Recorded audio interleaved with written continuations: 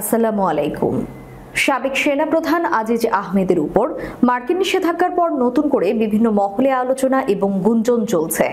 মার্কিন যুক্তরাষ্ট্র সরকারের উপর নতুন করে চাপ দেবে এমন কথাবার্তা সামাজিক যোগাযোগ মাধ্যমে দেখা যাচ্ছে।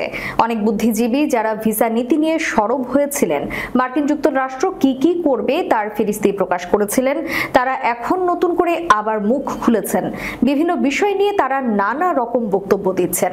সামনের দিনগুলোতে মার্কিন যুক্তরাষ্ট্র আরো অনেকের উপর নিষেধাজ্ঞা দিতে পারে, আরো বড় ধরনের আঘাত আসতে পারে বাংলাদেশের উপর, এমন সব বক্তব্য ইদানিং লক্ষ্য করা যাচ্ছে।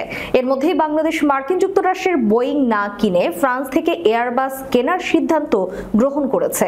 সবকিছু মিলিয়ে প্রশ্ন উঠেছে, মার্কিন যুক্তরাষ্ট্র কি সরকারকে নতুনভাবে চাপ দিচ্ছে?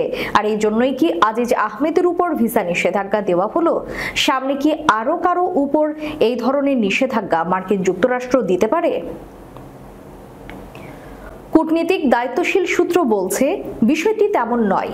মার্কিন যুক্তরাষ্ট্র বাংলাদেশের ব্যাপারে এখনই কোনো কঠোর অবস্থানে যাচ্ছে না। কোনো নিষেধাজ্ঞা আরোপের বিষয়টিও সম্পূর্ণ ভিত্তিহীন এবং অনুমান নির্ভর। কারণ মার্কিন যুক্তরাষ্ট্র আগামী নভেম্বর পর্যন্ত তাদের অভ্যন্তরীণ রাজনৈতিক বিষয় নিয়ে সবচেয়ে বেশি ব্যস্ত থাকবে। আগামী নভেম্বরে মার্কিন যুক্তরাষ্ট্রের নির্বাচন হচ্ছে জটিল এক পরিস্থিতির মধ্য দিয়ে। জো বাইডেন নির্বাচনে জয়ী হতে পারবেন কিনা, ডোনাল্ড ট্রাম্প শেষ পর্যন্ত নির্বাচনে প্রার্থী হতে পারবেন কিনা ইত্যাদি নানা বিষয় নিয়ে যুক্তরাষ্ট্রে এখন উত্তেজনা বিরাজ করছে। যুক্তরাষ্ট্রের গণতন্ত্র সংকটের মুখে এমন কথা বলা হচ্ছে জোরে সোরে। বিশেষ করে ডোনাল্ড ট্রাম্প দাবি করেছেন যে নির্বাচন থেকে তাকে সরিয়ে দেওয়ার জন্য ডেমোক্র্যাটরা সব ধরনের চেষ্টা চালাচ্ছে।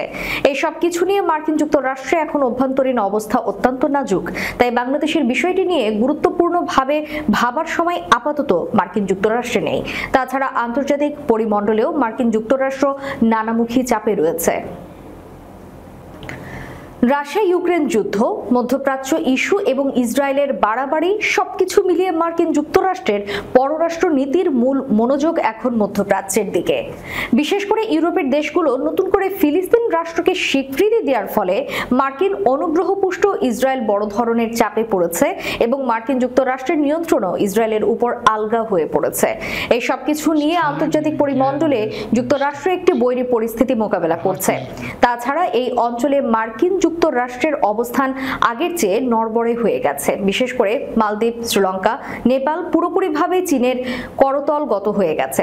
মধ্যপ্রাচ্যে যেমন মার্কিন আধিপত্য নিঃশেষিত প্রায়, ঠিক তেমনি এই অঞ্চলও একমাত্র বাংলাদেশ এবং ভারত ছাড়া তাদের কোনো বিশ্বস্ত মিত্র নেই।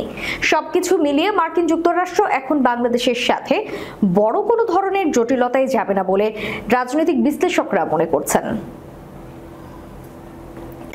সংশ্লিষ্ট সূত্রগুলো বলছে, মার্কিন যুক্তরাষ্ট্রের সঙ্গে বাংলাদেশের কয়েকটি বিষয় সামনে এসেছে।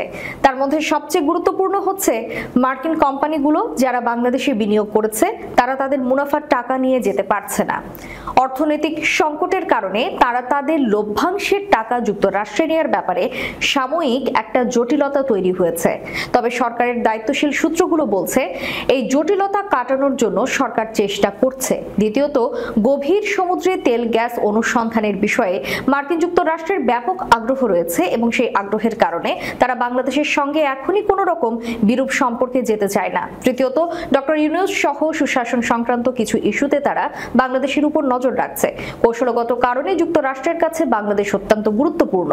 তাই মার্কিন যুক্তরাষ্ট্রের সঙ্গে বাংলাদেশের সম্পর্ক এখনই নেতিবাচক দিকে যাবে না বলেই মনে করছেন কূটনৈতিক বিশ্লেষকরা।